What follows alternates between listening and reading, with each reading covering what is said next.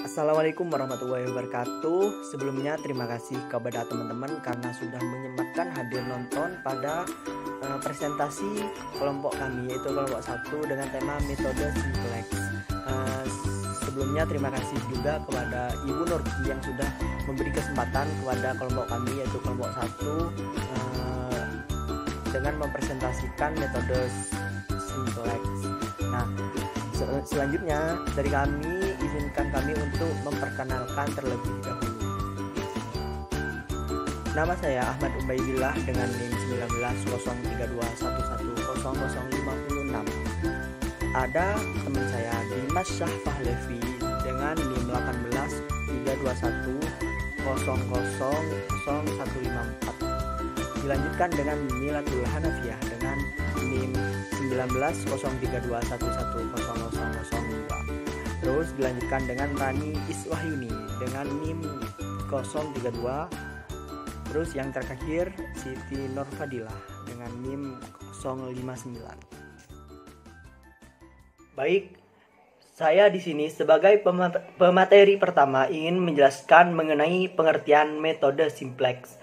Nah, tentunya dari teman-teman pasti timbul rasa penasaran, apa sih metode simplex? Metode simplex merupakan salah satu teknik penyelesaian dalam program linier yang digunakan sebagai teknik pengambilan keputusan dan permasalahan yang berhubungan dengan pengalokasian sumber daya yang optimal.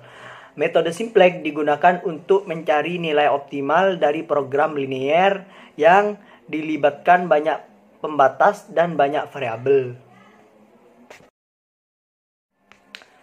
Adapun istilah-istilah yang digunakan dalam metode simplex sebagai berikut. Yang pertama, iterasi, yaitu tahapan perhitungan di mana nilai dalam perhitungan itu tergantung pada nilai tabel sebelumnya. Terus yang kedua, variabel non-basis, variabel yang nilainya diatur menjadi 0 pada sembarang iterasi. Dalam terminologi umum, jumlah variabel non-basis selalu sama dengan derajat bebas dalam sistem persamaan.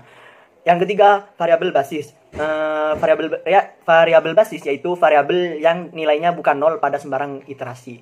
Terus yang keempat, solusi atau nilai kanan, yaitu nilai sumber daya pembatas yang masih tersedia. Terus yang kelima, variabel slack, yaitu variabel yang ditambahkan ke model matematika kendala untuk mengkonversi pertidaksamaan jika lebih kecil menjadi sama dengan. Terus yang keenam, variabel surplus, variabel yang dikurangkan dari model matematika untuk mengkonversikan pertidaksamaan lebih besar menjadi persamaan sama dengan. Variabel buatan, yaitu variabel yang ditambahkan ke dalam model matematika kendala dengan bentuk lebih besar atau sama dengan untuk difungsikan sebagai variabel basis awal. Terus yang ke-8, kolom pivot, yaitu kolom kerja, yaitu kolom yang memuat variabel masuk. Yang ke-9, baris pivot atau baris kerja, merupakan salah satu baris dari antara variabel baris yang memuat variabel keluar. Terus yang ke-10, elemen pivot atau elemen kerja, merupakan elemen yang terletak pada potongan kolom dan baris pivot. Variabel masuk yaitu variabel terpilih untuk menjadi variabel basis pada iterasi berikutnya. Yang terakhir, variabel keluar, yaitu variabel yang digantikan dalam variabel masuk pada iterasi berikut.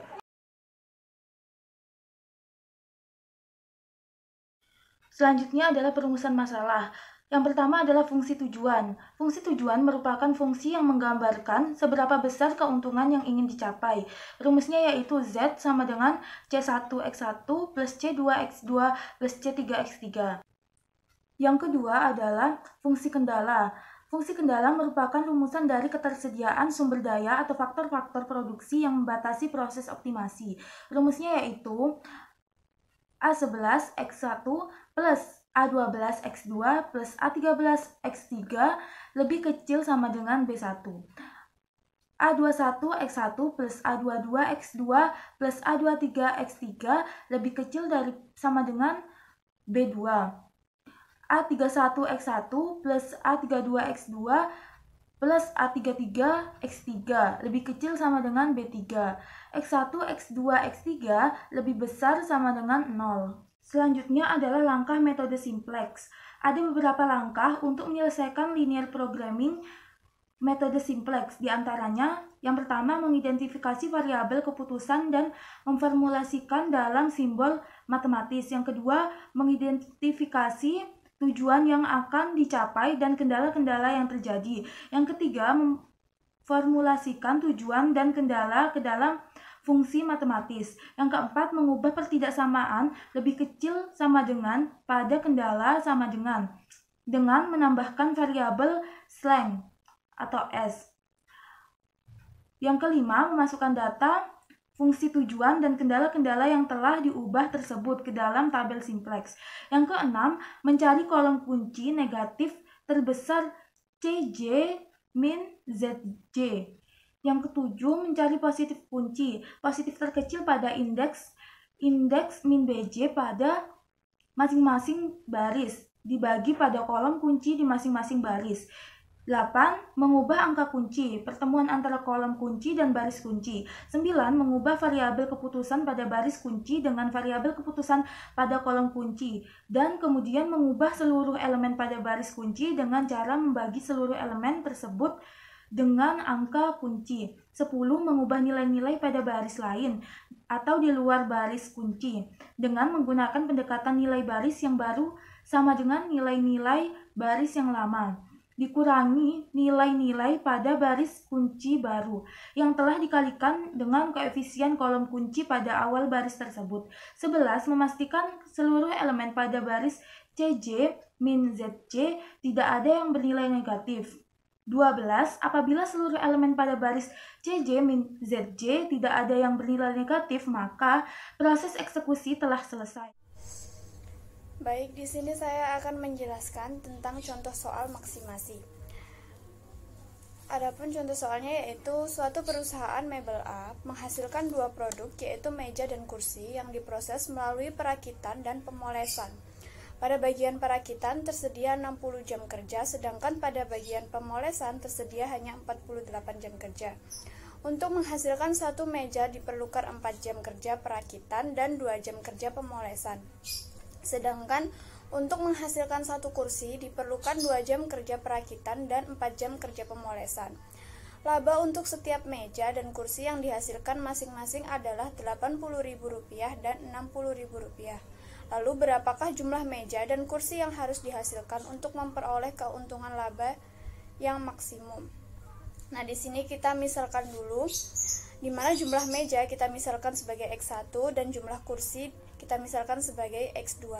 Adapun perumusan masalah dalam bentuk tabel adalah bisa dilihat di PPT.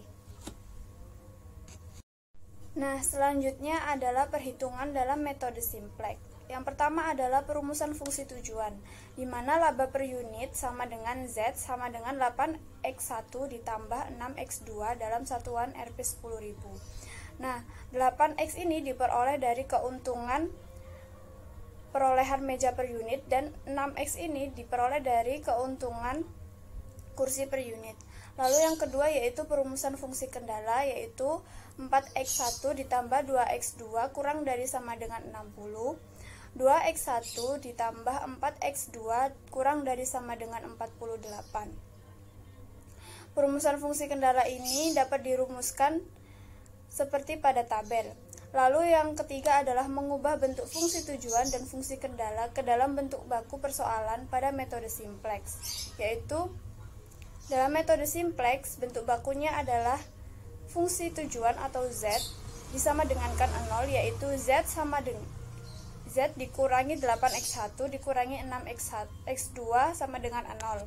Lalu untuk menghilangkan tanda kurang dari sama dengan, maka fungsi kendala yaitu 4X1 ditambah X2 ditambahkan variabel slack, yaitu S1 sama dengan 60. Begitupun juga dengan fungsi kendala yang kedua, di mana S1 dan S2 adalah variabel slack. Selanjutnya adalah menentukan iterasi 0 atau iterasi awal. Di sini kita masukkan koefisien dari fungsi kendala.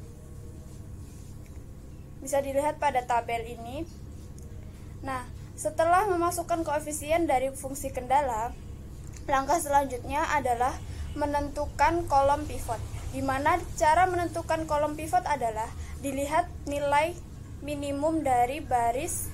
Nah, selanjutnya adalah menentukan iterasi pertama. Di mana nilai minimum di iterasi pertama langkahnya yang pertama yaitu membuat baris pivot baru dengan setelah menentukan kolom pivot yaitu berada di X1, baris pivot lama dibagi. Selanjutnya adalah di mana elemen baris pivot merupakan di mana cara untuk pertemuan antara kolom pivot ini adalah dengan yaitu perhitungan rasio nilai kanan, sehingga di mana dalam hasil perhitungan rasio nilai kanan pada baris seperempat ke 1 adalah 15. Selanjutnya adalah menentukan baris variabel baru. Nah, baris yaitu baris pivot S2 baru sama dengan dari baris nilai minimum dari perhitungan rasio nilai kanan. Baris yaitu pada baris dan hasil perhitungannya adalah 0, 3, min setengah, 1, dan 18. Lalu langkah selanjutnya adalah menentukan baris Z baru, di mana rumusnya sama dengan pada waktu menentukan baris S2 baru, dan diperoleh hasil perhitungan yaitu 0, min 2, 2, 0, 120. Nah, setelah itu angka yang telah didapat ini dimasukkan ke dalam tabel iterasi pertama, di mana karena X1 terpilih sebagai kolom pivot, maka di sini X1 masuk ke dalam basis dan menggantikan variabel slack 1. Sehingga variabel slack 1 meninggalkan basis atau yang biasa disebut dengan variabel keluar.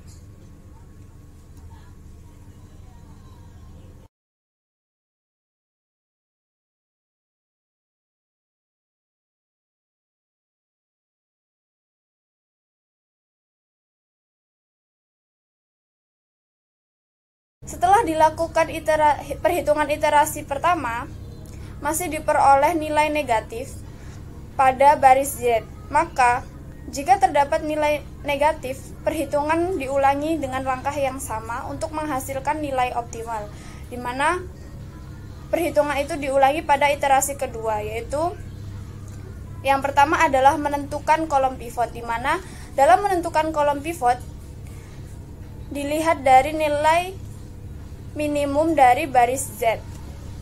Kemudian setelah dilakukan penentuan kolom pivot, selanjutnya adalah menentukan baris pivot. Caranya sama dengan yang tadi, yaitu baris pivot ditentukan dari nilai minimum rasio nilai kanan. Di sini saya akan membahas mengenai contoh kasus minimasi pada metode simplex. Jadi bisa teman-teman lihat untuk soalnya. Untuk mempersingkat waktu, mari kita langsung saja pada pembahasan. Nah, untuk yang pertama yaitu pada langkah minimasi. Yang pertama yaitu mengubah fungsi tujuan. Jadi untuk yang pertama kan fungsi tujuan yang awal pada minimasi ini kan Z sama dengan 7x1 plus 3x2. Nah, jadi kita kalikan dengan min 1, hasilnya min Z sama dengan min 7x1 min 3x2.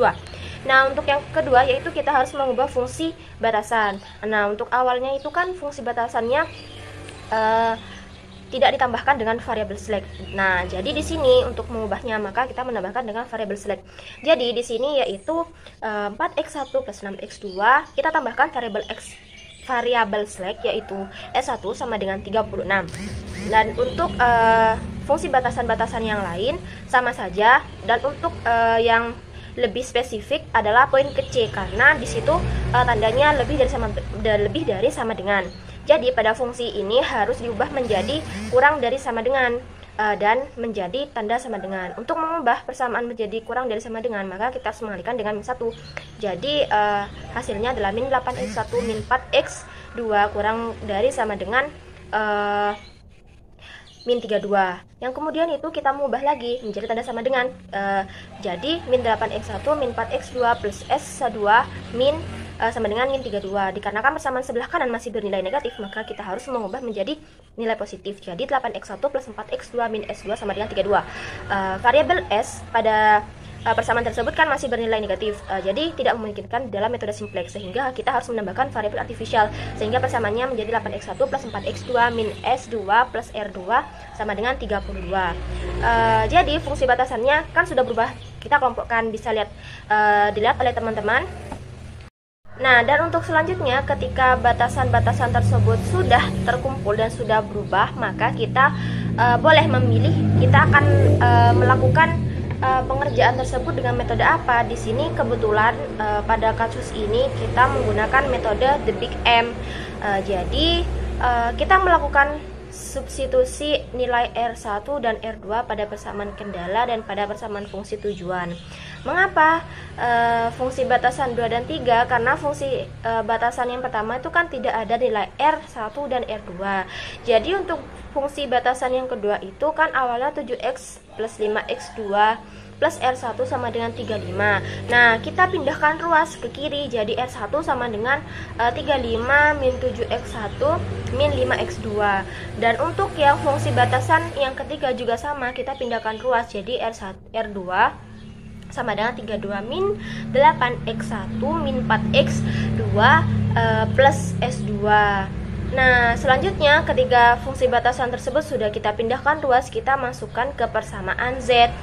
Dan bisa teman-teman lihat, sudah pasti tahu kan caranya mensubstitusikan lalu kita kalikan yang dengan yang ada di kurung. Jadi hasilnya adalah Z plus min 7 plus 15 mx1 plus min 3 plus 9 mx2 min ms2 sama dengan 67m.